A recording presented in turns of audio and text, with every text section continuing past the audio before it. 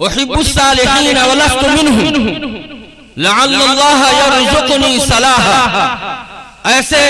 محترم موقر اور بزرگ علماء کرام کے سامنے جسارت کرنی میری بے ادبی ہے۔ میں اس لیے آیا ہوں کہ ان برگزیدہ ہستیوں کے نگرانی میں چند گھنٹے اور چند سیکنڈ گزار سکوں۔ میں خود نیکوکار نہیں، لیکن نیکوکاروں سے محبت کرنا میرا شوق ہے، میرا جذبہ ہے۔ احب الصالحین ولست منہم، میں اللہ والوں سے محبت کرتا ہوں، حالانکہ میں خود اللہ والا نہیں ہوں۔ شاید ان بزرگوں کی معیت میں، ان کی صحبت میں اور ان بزرگوں کی دعاؤں کے صدقے طفیل نیکوکاری کا کچھ حصہ مجھ جیسے گنہگار طالب علم کے بھی حصے میں آ جائے تو یہ میرے لیے بڑی سعادت کی بات ہوگی۔ بڑی باتیں مولانا نظم المبین صاحب، آپ کے شہر کے قاضی فخر الدین صاحب اور آج کی اس مجلس کے صدر حضرت قاری بشیر صاحب آپ سے بیان فرمائیں گے۔ میں نے قرآن کریم کی دو آیتیں پڑھی ہیں، ایک کی نسبت قرآن اور حفظ قرآن سے ہے اور ایک کی نسبت تعمیر مسجد سے ہے۔ تھوڑی سی بات کر کے میں رخصت ہو جاتا ہوں، اس گزارش کے ساتھ کہ اس 40 سال پہلے کی طرح اگر درمیان گفتگو میری زبان لڑکھڑاتی ہے، لغزش کھاتی ہے تو حضرت استاد گرامی میری اصلاح فرمائیں۔ سب سے پہلے بڑے سعادت مند ہیں وہ بچے جن کو اللہ تبارک و تعالیٰ نے اس علاقے کے اور کئی ضلعوں کے لڑکوں میں سے، بچوں میں سے ان کو منتخب فرما کر اس مدرسہ قاسم العلوم میں تعلیم حاصل کرنے کا موقع فرمایا۔ میرے دوستو، یہ انتخاب ہے، انتخاب ہے۔ اس میں گارجین کا یا بچوں کا بہت زیادہ حصہ اور ان کی کوشش کا نتیجہ نہیں ہے، بلکہ اللہ نے ان کے سینے کو حفظ قرآن کے لیے منتخب فرمایا اور پھر اس مدرسے کا انتخاب فرما کر یہاں کے اساتذہ کی خدمت میں ان بچوں کو بھیجا۔ اور بڑی سعادت اور بڑے مبارکباد کے مستحق ہیں یہاں کے اساتذہ کرام جنہوں نے ان چھوٹے چھوٹے بچوں کی محنت و مستعدی کے ساتھ ایک ایک آیت اور چند آیتیں پڑھا کر ان کو حافظ قرآن بنایا۔ لیکن ان حفاظ کرام سے بھی ایک سرسری گفتگو اور ایک بات کہتا چلوں کہ حافظ قرآن ہونا الگ بات ہے، حافظ قرآن باقی رہنا الگ بات ہے۔ آپ کے لیے حافظ قرآن ہوئے، اللہ نے آپ کو اس دولت سے نوازا، یہ بڑی سعادت کی بات ہے، بڑی دولت ہے۔ آپ سے گزارش ہے کہ آپ اس دولت کی اپنی جیتے جی کی آپ حفاظت فرمائیں گے۔ اس کی حفاظت کا ایک طریقہ وہ بھی ہے جس طرح آپ نے قرآن کے 30 پارے کو سبقن پڑھ کر اس کا دور کر کے اس کا 6 سبقہ پڑھ کے آپ نے محفوظ رکھا ہے، اس کے بعد بھی آپ اپنی جیتے جی پوری زندگی قرآن کو پڑھتے رہیں گے کل تک کہ آپ طالب علم تھے، متعلم تھے اور آج کی دستار فضیلت کے بعد آپ مکمل حافظ قرآن ہیں۔ آپ کے اوپر گاؤں کے لوگ، علاقے کے لوگ اب آپ کو حافظ قرآن کہیں گے، حافظ صاحب کہیں گے۔ آپ کو اس کا خیال رکھنا ہے کہ ہمیں کیسے رہنا ہے۔ اس لیے ایک تو حفاظت اس طرح بھی کرنا ہے کہ آپ اس کی حفاظت کریں، اس کو یاد رکھیں، اور اس کی ایک حفاظت اور اصل معنی اور مقصد یہ ہے کہ آپ کو قرآن حفظ کیا ہے، آپ اس کے مطابق عمل بھی کریں، تاکہ جو اجر آپ اور ہم سنتے ہیں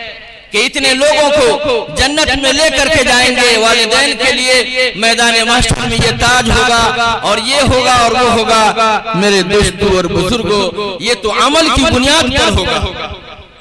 اس لیے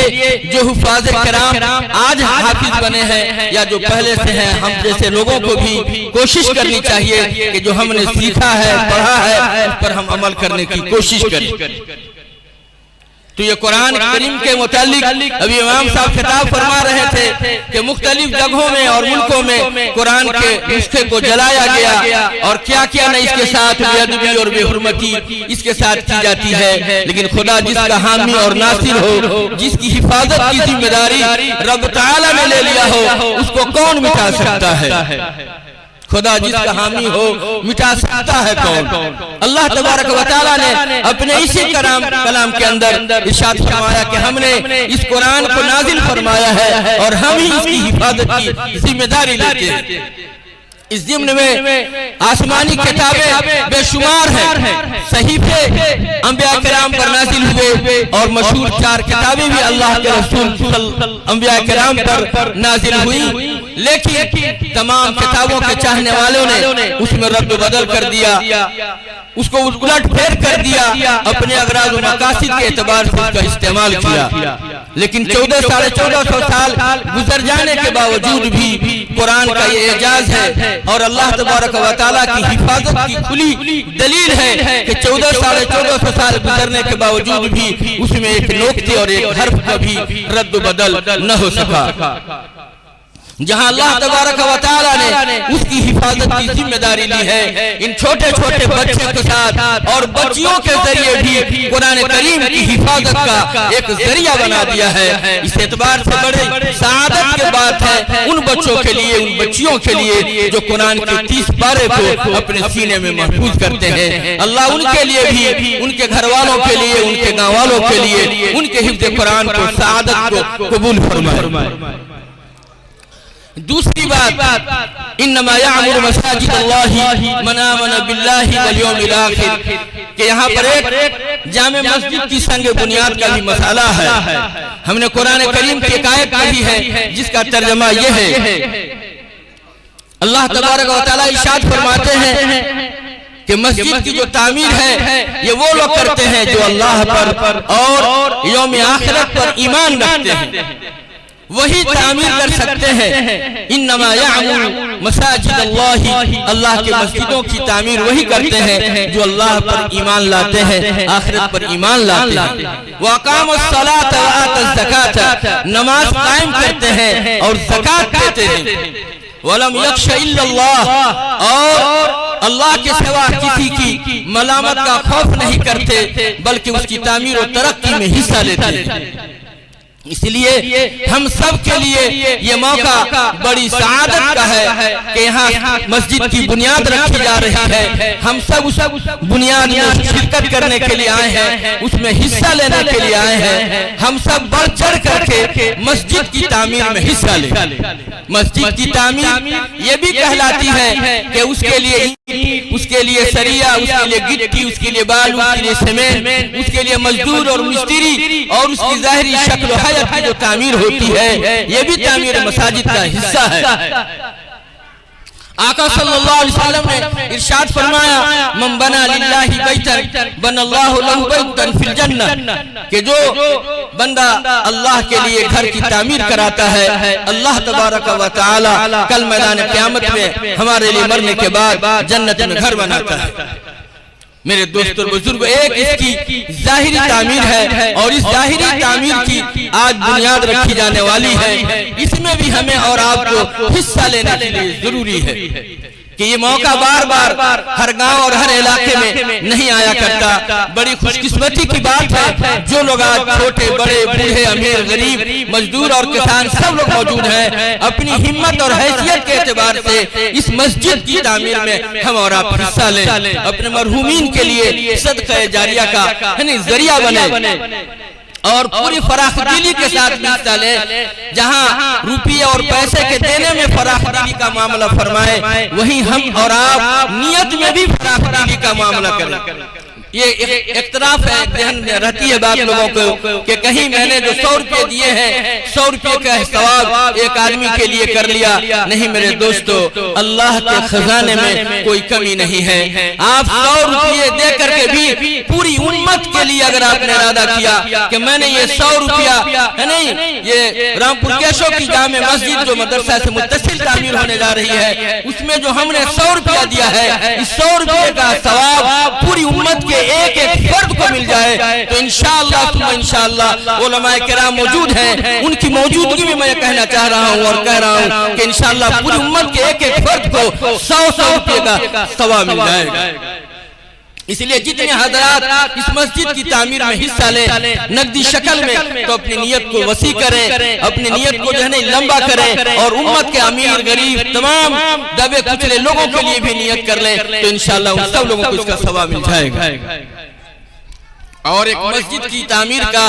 اصل جو مقصد ہے ایک تو وہ ہے جو رنگ و روغن سے اس کی ڈیکوریٹ کرتے ہیں، بجلی لگایا، ٹائلز لگایا اور مضبوط سے مضبوط آپ نے اور ہم نے مساجد کی تعمیر کی،